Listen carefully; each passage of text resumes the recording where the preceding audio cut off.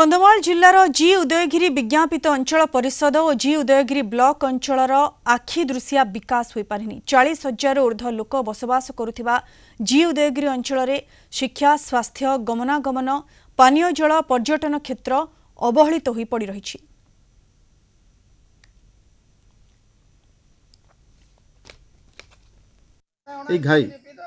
घाई आम एनएससी को पानी जल जोगाण होची एवं ए अंचल शह शह हेक्टर जमी को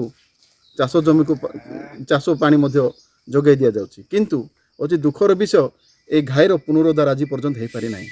यहाँ आम बारंबार MIJ को भेटी साक्षात करूँ किंतु MIJ कौन कहले अति शीघ्र या पुनरुद्धार करा जीवो एवं सब समस्या दूर हम किंतु जेई पड़े सबकि पड़े ऑफिस ताला पड़ा किंतु आज पर्यंत यही घाईर पुनरुद्धार हो पारि ना। मु सरकार को निवेदन करुच्ची ए घाई को पुनरुद्धार करंतु एवं अंचलर पानीय जल कि चाष जमी को जो पानी जाऊँगी से समस्या को यथाशीघ्र समाधान करंतु। सब डिविजन समस्त कार्यालय थिबा सत्वे घुदेई गोटे बस स्टाण्ड ना जो बस स्टाण्ड की दीर्घ 20 वर्ष तले निर्माण कराइला किंतु चली पार्लानी। सिरकी डैम रे आज पर्यंत पर्याप्त पानी रोला और से पानी सद्विनियोग भी होता किंतु विभागीय अधिकारी जो MI से दूरदृष्टि अभाव जो वर्ष तमाम पानी अहरह बोहबार लगिला जहाँकि ना कहार कम लगिला अजथारे से पानी गुड़िक नष्ट है। बारंबार लोक अभियोग करिया सत्वे आज पर्यंत तार कौन प्रकार प्रतिकार करागला ना।